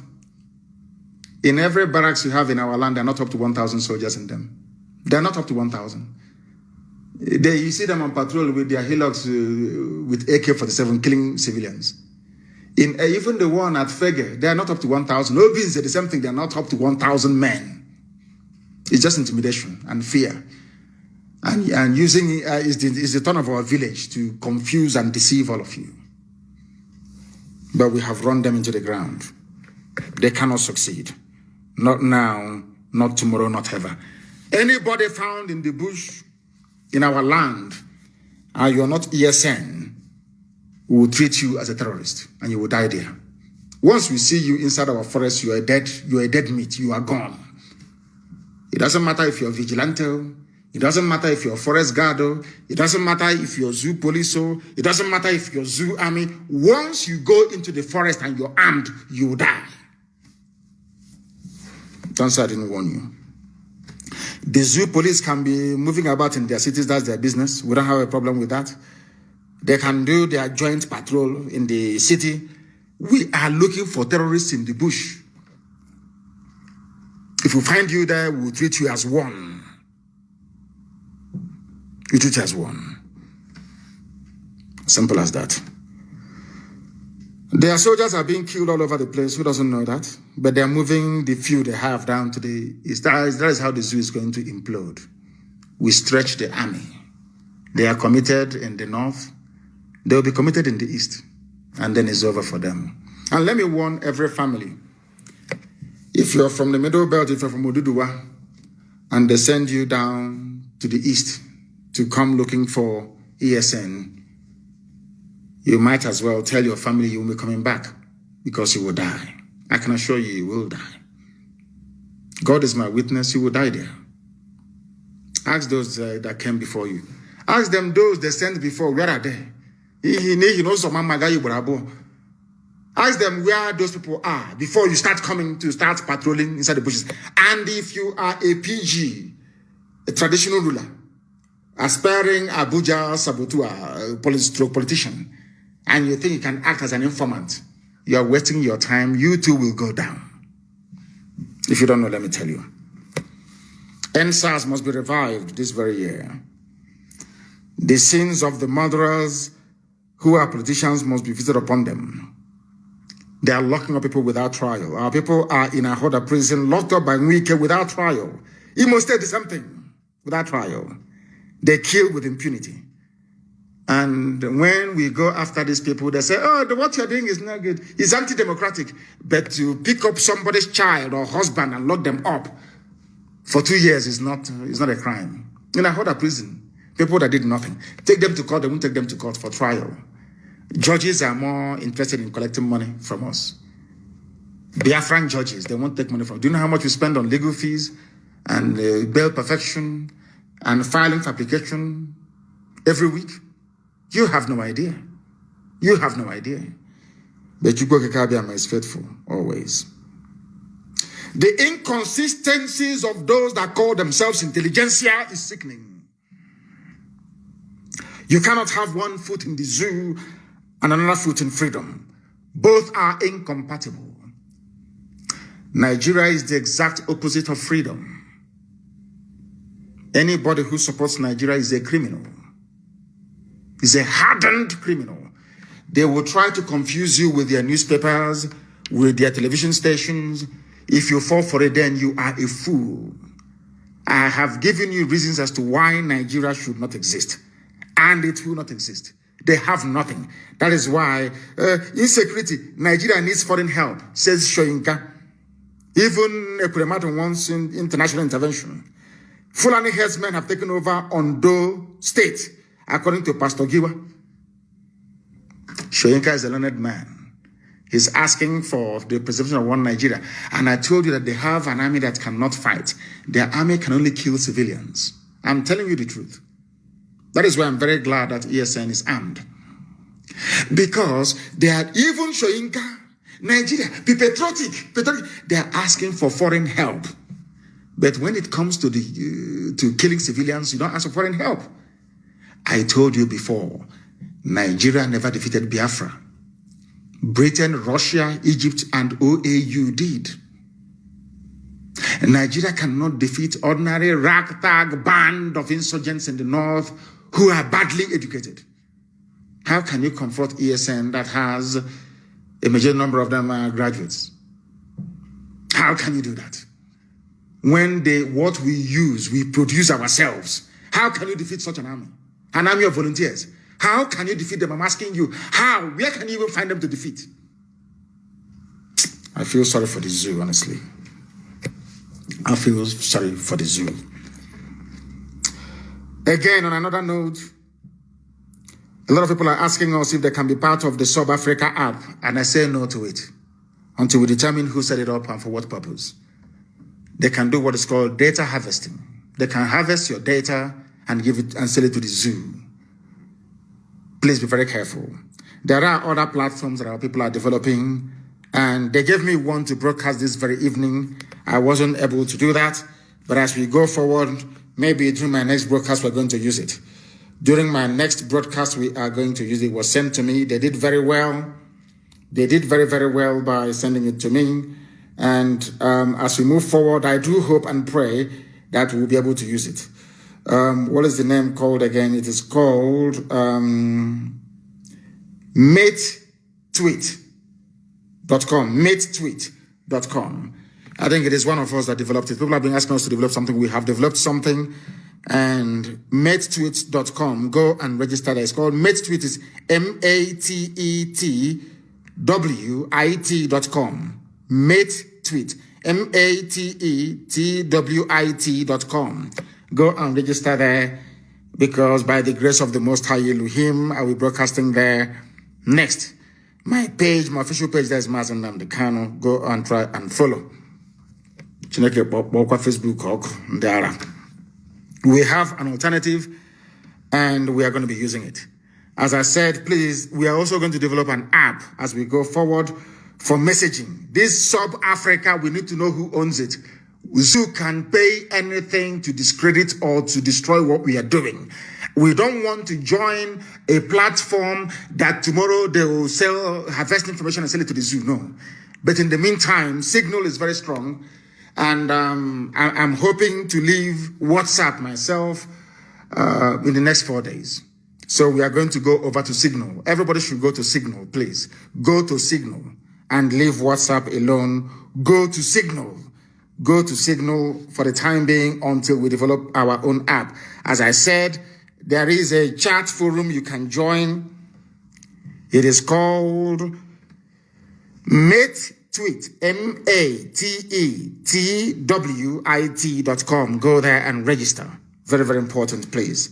Very, very important. They've been developing this since last year, and it is now here. You know, we do everything. We know what Britain did to us with air, land, and sea blockade. So we're not going to be going begging anybody for arms. We will build our own in our land. God gave it to us naturally. Scientists are born in our land. From your mother's womb, you're a scientist. We have them. And we are putting them to very good use. And you must also pray for them. As you pray for ESN, you also pray for our scientists. Very, very important. And coming to IPOB, please. You know, this is what I think they're doing us. Facebook will suppress them, cut them down, do this, do this. You are making us to be creative. It was what they did to us between 67 and 70 that led us to believe or to decide that we can no longer rely on any country to supply us the weapons with which we're going to defend ourselves. We made everything ourselves. We build it we get it from you, we replicate it. We build it ourselves. So, oh dear. Zoo, I feel sorry for the zoo, honestly. I feel sorry for the zoo. For us to succeed, we must do something within IPOB family worldwide. We must be disciplined and have a sense of discretion. That is the key. Nobody is allowed to form a cabal or group of friends to advance any selfish interest. Everything you do, you must do for Biafra. For Biafra and Biafra alone. And let me also warn every principal officer of state. When you are appointed into any position, that your position is temporary. You may be relieved of your position or assigned to a new post at any given time. Your service is dependent on your performance, and you could be removed. You must have that in mind. I have instructed our head of DOS, Mazi Nnamdi, to draft an undertaking, a document, which will be signed by every principal officer of state to abide by these new rules, because we have gone into a very decisive and dangerous phase of the struggle. And to those of our brothers and sisters that left the zoo, army, and police to join this revolution, you are welcome. But you must understand that what we run is a highly disciplined volunteer army. volunteers only, please. And we don't want the very ill discipline and character of a zoo soldier to contaminate what we have in us already. We are highly disciplined. If we eat, you don't know. If we don't eat, you will not know. People running around and sending out voice messages and voice notes, I don't want to hear of such again. Our volunteers don't do that. We are highly disciplined. If you're leaving the zoo army to come and join us, you must also develop the mind of a volunteer. I will also instruct Mazi Edozie, and we have appointed our officers to take charge of affairs in the USA. A memo will go out to that effect in the coming days. America and Canada will be divided into provinces. Each of the provinces, or should I say regions, will be independent. There will not be any national coordinator for the US because it's too big. Neither will we have one for Canada because it's too big. But there must be an oversight council as well to bring them together should the need arise for them to undertake any project as one United States of America. But in the next few days, a memo will be issued detailing those we have placed our family in their control in the United States of America. There will be about 4 or 5 regions in the USA. All of them will be independent of one another, but there will be an oversight committee as well. If you want to support ESN, please don't give us food. We don't want zoo to poison food and give it to us, please. The only thing that can happen is financial assistance. And an account has been announced in the United States of America for this very purpose, and people should use it. There are no multiple accounts in the USA. USA, they are doing very well in terms of financing this very movement. And for very many years, I used to castigate them and say all manner of horrible things against them. I didn't know that they were waiting for ESN to be launched. And as soon as ESN was launched, most of them came out, I must be honest with you. Most of our people in America, they have woken up. And they are supporting this very movement in a very massive way, and we welcome them, all of them, to this very noble family. You don't have to be in IPOB to support what we are doing. And when we say Eastern Security Network, it starts from Edo all the way to Cross River. There is no need for anybody anywhere to open up any other security network. We are everywhere. After this program, I will also post the video of our people in Akwa Ibom, of our volunteers in Akwa Ibom, made up of Ibibio, Anang, Oron people who have come out to defend their land under one banner, under this very IPOB, by the special grace of the Most High. So I must warn everybody, please, do not, and I repeat, do not give us any food. ESN, we know how to supply the food to avoid contamination. Very, very critical, please. And everybody must keep their lips tight. If you don't know what we are doing, go back and study the history of Ekumegu. And Britain will tell you more. Go and study the history. If you are part of what we are doing, go and get a fresh palm from Omo. Put it in your mouth so you will not speak. Because careless talk costs lives. Do not speak to anybody about ESN or what they are doing or what they intend to do. If you do so, if you open your mouth and speak, you will lose your tongue. As simple as that. We are not joking. We are no longer joking and cannot joke. We have lost too many people. Too many people to contemplate messing about with ESN. They are our first and last line of defense between darkness and we, the children of light. We must guard what we speak or what we say very, very jealously. Nobody should say anything about ESN. But as I said, there are no more terrorists in our forests. That I can assure you. They had the best Christmas ever. They carried some of them, even the actors and the actresses, they all came back home. Because they knew that ESN is there. Forget all their stupid propaganda. There was one stupid police, is it the IG of police that said that ESN, see how foolish they are. ESN is propaganda. Oh dear me, propaganda of 10,000 men and counting. I say to them, if you say we don't exist, go into the forest. On that note, we have come to the end of our broadcast this very evening. And I continue to pray for this very noble family. Ceaselessly, 7 times a day, I do not fail. The devil will come in every guise to discourage you. That's what they want to do. But if you ask Satan, what is the alternative to Biafra? Even Satan cannot answer because Zoo is a failed state. They will recruit all their sabo from everywhere and fund them. Ojukwu faced worse than what we are facing today. Yet he held out for 3 years. Talk less of when we are able to match them, toe to toe. We can fight for 1,000 years, I can assure you. I thank you all for listening, wherever you are. I pray for the blessing and mercy of the Most High upon each and every one of you. We are not just fighting for Biafra. We are fighting for everybody who is oppressed in Nigeria. Everybody, if you feel that you're oppressed, we are fighting for you. And eventually, we all are going to be set free, not through any might of ours, but by the very special grace of the Most High Elohim. On that note, we've come to the end of our program today. Do not forget what Biafra means to us. Biafra is our religion. And here on radio, Biafra is where we worship. Because Elohim is our God. From me, from here, with all the love in my heart, good evening.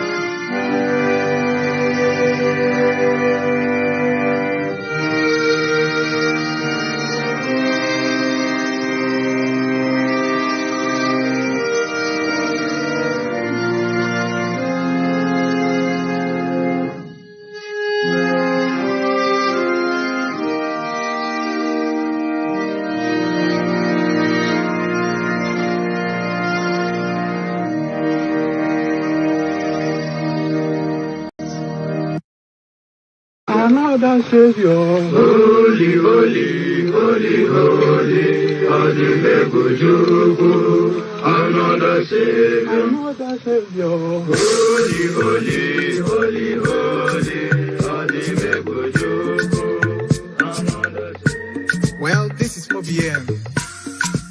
This is dedicated to the gallant heroes of the Nigerian Biafra War and IPOB families all over the world. I remember the Nigerian Biafran war, in the thickness of the Biafra genocide. Hey, one man revived the vanishing hope to life. Let the great Biafran army to fight, and they were singing out, holy, holy, holy, holy.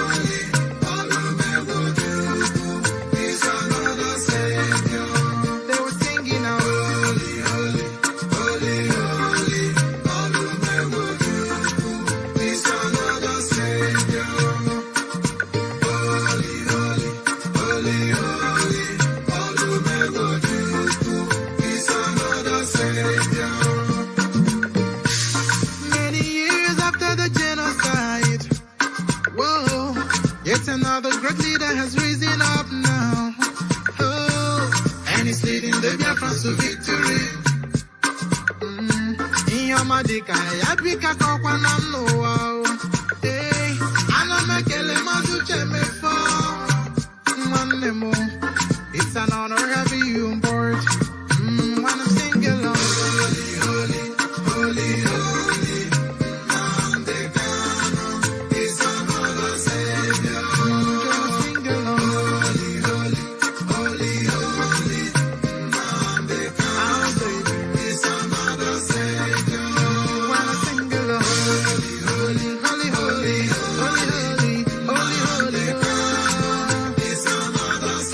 Right.